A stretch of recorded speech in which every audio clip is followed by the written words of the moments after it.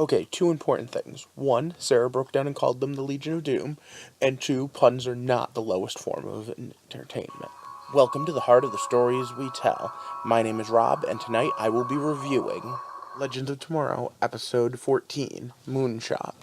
And you know what? I'm once again getting that deja vu feeling, because this is the second time a time travel show took us back to the NASA Apollo missions. This time it wasn't quite as good as when Timeless did it.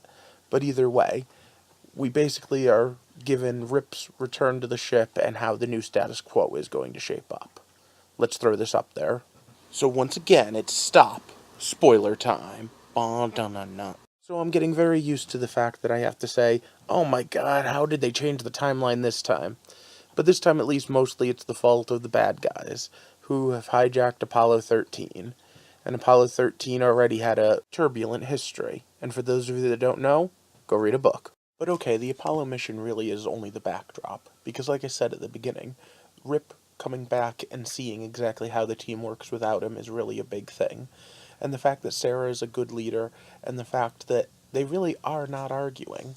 In fact, Martin Stein and Heatwave have managed to make a weird friendship that gives them a cool duality. And at the same time, we have an entire way of functioning that they've learned to do. They've become legends without Rip's help. And now Rip has to step back in, and he's not really the captain that put them together or that understood everything better than them anymore. Now he's just a member of the team, and where he fits in that team is a little bit odd. He doesn't quite know.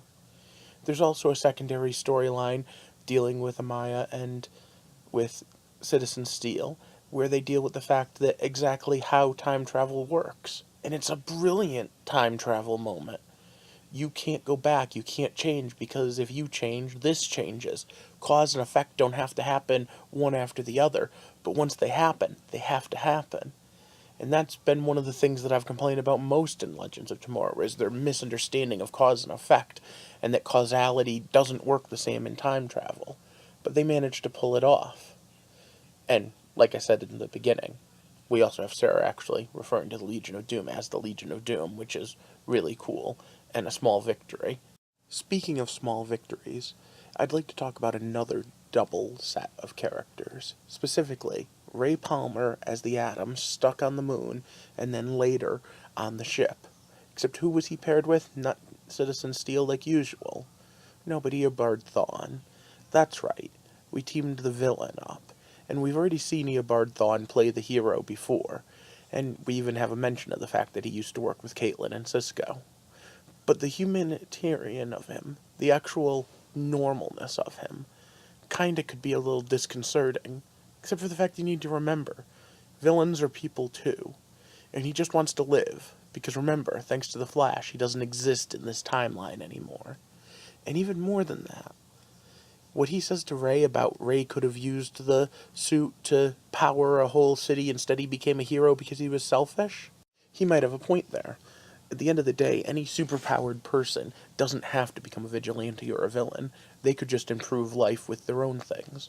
But what do you think? Did you like the humbling and the weird experience of seeing Eobard Thawne helping out and being a human being with human aspirations? I did. I love it when they humanize villains. But at the same time, we also had the fun moment of Gideon being shut down and needing to figure out exactly whether or not they could trust Thawne. And Rip didn't make the call, because Sarah's the captain now. And part of that just makes sense if you think about it. Who wants to be responsible for that sort of thing? And after everything else he's been through, I think Rip doesn't want to have to be responsible for this type of BS. So we still only have about half of the Spear of Destiny, and the other half is still in the Legion's hands. So as the episode ends, it was a heavy episode by the end, most of which revolved around Citizen Steel, but a little bit amongst Rip Hunter fighting its place finally. But I want to talk about Citizen Steel with you for a minute, and the whole idea of changing the past, and the idea of having a father that you don't quite get along with, and even the Amaya trying to make your way into the future. What do you think? Was it too heavy-handed? Was it too much out of whack for the zany that normally is Legends of Tomorrow?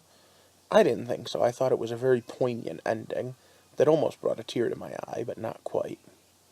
But for now, I need you to like, share, and subscribe to my channel so that we can explore this and all the other stories as they come up, and hopefully a few more thought-provoking episodes before the end of the season. We're trying to build a community here so that we can walk through all of the hearts of the stories we tell. Thanks for watching, and I hope you have a good night.